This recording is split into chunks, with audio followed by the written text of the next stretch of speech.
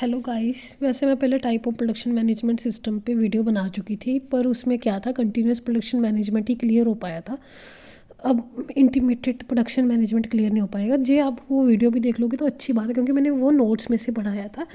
लेकिन अब मैं हैंड रिटन नोट्स में पढ़ा रही हूँ, वो भी एक बार देख लेना। पर इसमें मैं एक बार फिर से क्लियर करूँगी सारा, ठीक है ना। अब देखो, type of production management system के दो पार्ट होते हैं, कंटिन्यूस प्रोडक्शन मैनेजमेंट और इसकी दूसरी टाइप है इंटीमेटेड प्रोडक्शन मैनेजमेंट। अब देखो, प्रोडक्शन मैनेजमेंट सिस्टम पहले होता क्या है, द एक्टिविटी और the combination of activity which is mainly perform to convert a given raw material into a product of different shape size without making any kind of changes in the mechanical and physical properties of the product material is termed as manufacturing process और production system. इसमें क्या है, production management system में क्या है, देखो एक company है, ये कंपनी है, कंपनी क्या करती है, बहुत सारे प्रोडक्ट्स बनाती है। कौन वो प्रोडक्ट्स कौन मैनेज करता है, प्रोडक्शन मैनेजर करता है, जिसको हम प्रोडक्शन मैनेजमेंट सिस्टम में लेके आए हैं। देखो, प्रोडक्शन मैनेजमेंट सिस्टम क्या है, एक प्रोडक्शन, इसमें प्रोडक्शन की जाती है। जो प्रोडक्शन मैनेजर है वो सारी प्रोडक्शन को मैनेज करता है, ठीक है। इसमें प्रोडक्शन मैनेजमेंट का क्या काम होता है, इनपुट, जो रॉ मटेरियल है, रॉ मटेरियल इनपुट लगाता है, उसको ट्रांसफॉर्मेशन प्रोसेस लगाता है इनपुट को, फिर फाइनल आउटपुट लेके आता है। देखो इनपुट क्या है, जैसे एग्जांपल लेते हैं, गारमेंट है, गारमेंट का प्रोडक्ट है, गारमेंट लिमिटेड कंपनी है जो कि गारमेंट बनाती है, कपड़े बनाती है। उसका क्या काम होता है, पहले इनपुट सारा रॉ मटेरियल लेके आती है मार्केट से, जैसे शेविंग हो गया, थ्रेड्स हो गई, यार्न हो गया, fabric, accessories, labour, machines, capital, ये सारा कुछ रॉ मटेरियल है जो गारमेंट कंपनी लेके आती है। पहले रॉ मटेरियल इकट्ठा करती है, जिसको हम कहते हैं इनपुट, जो कि हम जो भी गारमेंट बनाने के लिए, कपड़े बनाने के लिए सामान यूज़ होता है, रॉ मटेरियल यूज़ होता है, वो सारा कंपनी में लेके आती है, वो इनपुट होगी। फिर सारे इनपुट को ट्रांसफ़र प्रोसेस करती है। ट्रांसफॉर्मेशन कैसे करती है, जो लेबर्स होते हैं और मशीन्स की हेल्प से क्या करती है, पहले तो जैसे कपड़ा जो भी शेप में बनाना है, जो भी साइज़ के अकॉर्डिंग बनाना है, बच्चों के लिए बनाना है, बड़ों के लिए बनाना है, तो उसको ट्रांसफॉर्मेशन प्रोसेस करती है। पहले कपड़े को कट करती है, फिर मार्क करती है कैसे कपड़ा बनाना है, फिर स्टिच करता है, फिर स्टिच करके वो फिनिश प्रोडक्ट निकलता है। जो फिनिश प्रोडक्ट, जो फाइनल प्रोडक्ट निकलता है, उसको आउटपुट कहते हैं। ये फाइनल प्रोडक्ट क्या है, अलग फाइनल प्रोडक्ट क्या कहाँ पे जाता है, मार्केट पे जाता है। मार्केट में कस्टमर के पास जाता है, कस्टमर जो भी डिमांड करता है, जो फाइनल प्रोडक्ट जो प्रोडक्शन मैनेजर बनाता है, वो उसकी शेप हमेशा मैटर करती है। शेप इसलिए मैटर करती है क्योंकि आजकल मार्केट में क्या है, कॉम्पिटिटर बहुत ज़्यादा है। जो वो अच्छी शेप नहीं लेके आएगा, अच्छे साइज़ में नहीं बनाएगा, अच्छी क्वालिटी का प्रोडक्ट नहीं बनाएगा, अच्छा रॉ मटेरियल यूज़ नहीं करेगा, अच्छे से ट्रांसफॉर्मेशन प्रोसेस नहीं करेगा, तो क्या होगा, डिमांड कम हो जाएगी, तो जो उसके कॉम्पिटिटर्स हैं वो उससे आगे निकल जाएंगे। तो प्रोडक्शन मैनेजर का क्या काम है, अच्छे से इनपुट लगाना, उसको अच्छे से आउटपुट लेके आना, फाइनल प्रोडक्ट लेके आना। जैसे गारमेंट है, गारमेंट का रॉ मटेरियल अच्छे से यूज़ करना, नए नए डिज़ाइंस लेके आना, नया नया शेप लेके आना, जिससे कस्टमर क्या करेगा, उसके प्रोडक्ट की डिमांड करेगा। अब समझ आ गया प्रोडक्शन मैनेजमेंट सिस्टम क्या होता है। अब दो तरीके से करनी पड़ती है प्रोडक्शन मैनेजर को प्रोडक्शन। पहले तो कंटिन्यूसली करनी पड़ती है, इंटीमेटेड मतलब कभी कभी करनी पड़ती है। देखो, जो कंटिन्यूस प्रोडक्शन मैनेजमेंट में क्या होता है, कंटिन्यूस मैन्युफैक्चरिंग सिस्टम में क्या होता है, देखो आजकल क्या है, कुछ चीज़ें होती हैं, पहले ये ले लो एग्जांपल, कुछ चीज़ें होती हैं जो कि कंपनीज को कंटिन्यूसली बनानी पड़ती है, उसको उसको एक मिनट भी रुकना नहीं होता। जैसे एग्जांपल है फूड इंडस्ट्री। अब पता है कि कंज्यूमर्स को खाना क्या है, डेली निसेसिटी है, खाना उसको डेली ही चाहिए। तो अब जो इंडस्ट्री है उसको कंटिन्यूसली मैन्युफैक्चर मतलब डेली उसको नहीं बनाएगी, तो क्या होगा, उसकी जो गुड्स की डिमांड है वो कम हो जाएगी। डिमांड तो ऑब्वियसली मार्केट में फूड की तो ज़्यादा होगी, लेकिन उसकी सप्लाई कम हो जाएगी, तो फिर ऑब्वियसली कस्टमर को गुड्स क्या है वो तो टाइम पे मिलेंगे ही नहीं। तो इसमें क्या है, कुछ ऐसी इंडस्ट्रीज़ होती है जैसे फूड इंडस्ट्रीज़ हो गई, उसको क्या है, continuously manufacturing system process use करना पड़ता है, कंटिन्यूसली चीज़ें बनानी पड़ती हैं, लार्ज क्वांटिटी में बनानी पड़ती है। जैसे एग्जांपल ले लो बिस्किट। बिस्किट पता है कि कस्टमर को डेली ही खाना होता है, जैसे चाय के बाद या इवनिंग स्नैक्स में, तो ये डेली ही चलता है, तो उसको कंटिन्यूसली मैन्युफैक्चरिंग करनी ही पड़ती है। सिस्टम प्रोसेस में, कंटिन्यूस मैन्युफैक्चरिंग सिस्टम प्रोसेस में। अब मास प्रोडक्शन क्या होता है, इसको कंटिन्यूस मैन्युफैक्चरिंग सिस्टम को मैंने पहले वीडियो में बड़े अच्छे से एक्सप्लेन किया हुआ है, प्लीज़ आप एक बार जाके जरूर देखना, आपकी नॉलेज ही बढ़ेगी उससे, ठीक है ना। मास प्रोडक्शन क्या होता है, मास का मतलब लार्ज क्वांटिटी प्रोडक्शन। देखो मैंने बताया था कंटिन्यूस का एक पहला पार्ट होता है मास प्रोडक्शन। अब मास प्रोडक्शन में भी यही होता है कि उसको कंटिन्यूसली बनाना होता है। क्यों बनाना होता है कि कस्टमर को डेली ही चाहिए होता है। तो मास प्रोडक्शन में वो क्या करता है, लार्ज क्वांटिटी प्रोडक्शन करके रख देता है। जब मेरे को पता है बिस्किट की डिमांड ज़्यादा है तो मैं डेली ही करती हूँ, कंटिन्यूसली करती हूँ। तो मैं ऐसे नहीं है कि अब मेरी मार्केट में गैस करो, मार्केट है, मार्केट में 50 पैकेट, 50 तो बहुत कम है, एग्जांपल बता रही हूँ। अब मुझे पता है एक दिन में 50 पैकेट जा रहे हैं बिस्किट के, तो कंपनी क्या करती है, उसको 50 नहीं 150 पैकेट बना के रख देती है, लार्ज क्वान्टिटी में बना के रख देती है। कि पता है कि जे कई बार किसी दिन ज़्यादा प्रोडक्शन ज़्यादा करनी पड़ जाए तो वो कर तो सकती है ना, तो लार्ज क्वान्टिटी में कर देती है, उसको कहते हैं मास प्रोडक्शन।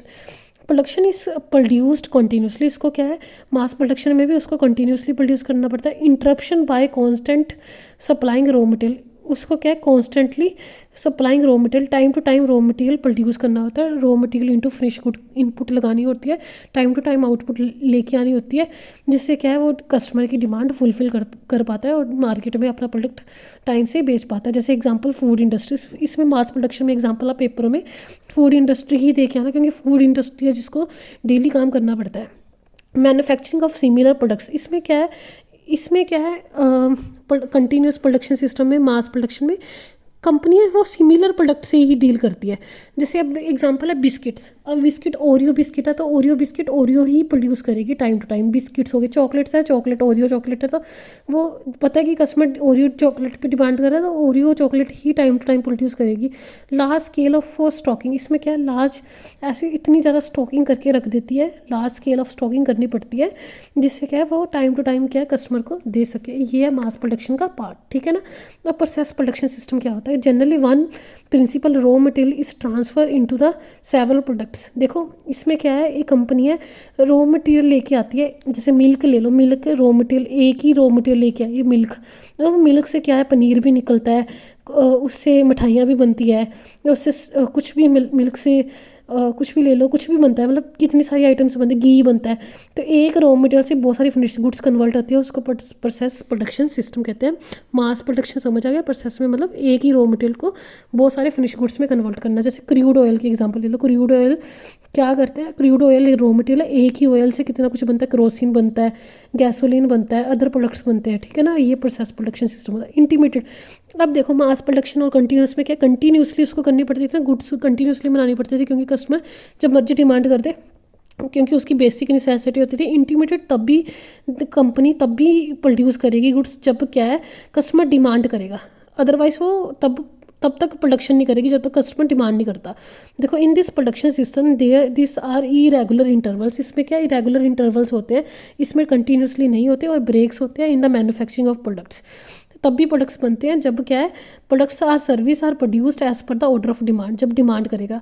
जैसे गोल्ड स्मिथ हो गए, टेलर तब भी गुड्स बनाएगा, जैसे एग्जांपल है जब कस्टमर आएगा। अब टेलर को थोड़ा पता कि मोटा इंसान आएगा मेरे पास कि पतला इंसान आएगा, जब टेलर के पास कस्टमर आएगा तब भी ही वो प्रोड्यूस करेगा गुड्स, ऐसे नहीं है कि जब मर्जी कर देगा। इसमें इसको कहते हैं इंटीग्रेटेड प्रोडक्शन सिस्टम। अब इंटीग्रेटेड के भी दो पार्ट्स है, job production and batch production, ठीक है ना। अब एग्जांपल इंटीग्रेटेड की देखो, बेकरी शॉप है वो प्रोड्यूस करता है कुकीज़ एवरीडे, क्योंकि कुकीज़ क्यों एवरीडे प्रोड्यूस करता है, क्योंकि कुकीज़ की डिमांड बहुत ज़्यादा है for customer demand, and muffins as per the demand of customer. Muffin तब भी बनाता है जब कस्टमर डिमांड करता है, ऐसे नहीं है कि डेली बना देता है, क्योंकि म्यूफिन्स की इतनी डिमांड नहीं होगी। अब फीचर्स क्या है, flow of production is not continuous. अब हमें पता है कि मास प्रोडक्शन और कंटिन्यूस में लार्ज क्वांटिटी प्रोड्यूस होती थी और कंटिन्यूसली होती थी, पर इसमें क्या है, इसमें इंटीग्रेटेड में कंटिन्यूस नहीं है। Variety of products are produce, इसमें बहुत सारी वैरायटी प्रोड्यूस करी जाती है, पर उसमें क्या था, मास प्रोडक्शन में सिर्फ सिमिलर प्रोडक्ट से डील किया जाता था, ठीक है ना। Volume of production is small, इसमें स्मॉल क्यों है, तब भी प्रोडक्शन की जाती है जब कस्टमर डिमांड करता है, ऐसे नहीं करी जाती। जनरल पर्पस क्या है, मशीन्स आर यूज्ड, जब पर्पस होगा तभी मशीन यूज़ करी जाती है, अदरवाइज नहीं करी जाती। Production depend on customer demand, इसमें तब भी कस्टमर जब डिमांड करेगा तब भी प्रोडक्शन होती है, अदरवाइज नहीं होती। अगला क्या है, जॉब शॉप मैन्युफैक्चरिंग सिस्टम, ये भी एक टाइप का यही है। देखो the production include goods and services as per the order receive, जे ऑर्डर रिसीव होगा तब भी फ्रॉम द कस्टमर तब ही गुड्स प्रोड्यूस करी जाएगी, नहीं तो नहीं करी जाएगी। एग्जांपल जैसे स्मॉल स्केल बिजनेस है, अब उनको पता है कि उन्होंने कम पैसा लगाया मार्केट में, तब भी वो लगाएंगे स्मॉल स्केल बिजनेस, तब भी जब भी प्रोड्यूस करेंगे जब कस्टमर डिमांड करे। जैसे स्मॉल रेस्टोरेंट, जब रेस्टोरेंट के पास कस्टमर आएगा तब भी वो उस पर फोकस करेंगे, नहीं तो अदरवाइज़ वो ऐसे ही बैठे रहेंगे, तब तक खाना नहीं बनाएंगे जब तक कस्टमर नहीं आएगा। अब बैच प्रोडक्शन में क्या होता है, method you where by a group of identical products are produced simultaneously rather than one time. इसमें क्या करते हैं, अब एक शू कंपनी है, शू कंपनी क्या करती है, उसको पता है कि कितने सारे नंबर होते हैं, 7, 8, 9, 10। अब अलग अलग कंपनी अलग अलग शूज़ के साइजेस होते हैं ना, तो वो फोकस क्या करती है, एक टाइम में एक दिन में 7 नंबर बनाती है, बहुत सारी लार्ज क्वांटिटी में प्रोड्यूस कर देगी 7 नंबर को, फिर अगले दिन 8 को करेगी, फिर अगले दिन 9 को करेगी, अब 10 नंबर को करेगी उससे अगले दिन। और 4 दिन क्या है, अलग अलग साइजेस प्रोड्यूस करेगी, एक टाइम में क्या करेगी, एक ही साइज़ में फोकस करेगी, तो कहते हैं शूज़ ऑफ डिफरेंट साइज़।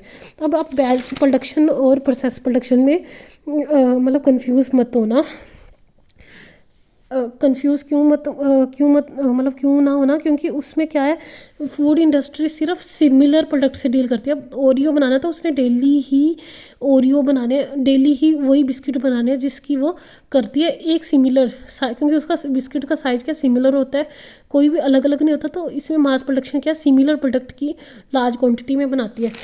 अब इसमें क्या है, बैच प्रोडक्शन में शूज़ की, अब पता है हमें ऐसी कंपनी है जिसके साइजेस अलग अलग होते हैं। अब क्लॉथ का ले लो, क्लॉथ के हमें पता है कि अलग अलग साइजेस होते हैं, तो वो क्या करती है कंपनीज, एक बार एक, जैसे पहले क्लॉथ की ले लो, एक दिन वो यंगर बच्चों के लिए बनाती है, एक दिन वो टीनेजर्स के लिए बनाती है, एक दिन वो अडल्ट्स के कपड़े बनाती है, ऐसे ऐसे एक दिन लार्ज क्वांटिटी करके रख देती है यंगर के कपड़ों का, एक दिन टीनेजर के, एक दिन अडल्ट का। तो ये क्या है, ग्रुप ऑफ आइडेंटिकल होते हैं, ग्रुप ऑफ साइज़ होते हैं, जो कि कंपनी क्या करती है, फोकस करती है एक ही साइज़ पे एक ही टाइम में। Thank you guys.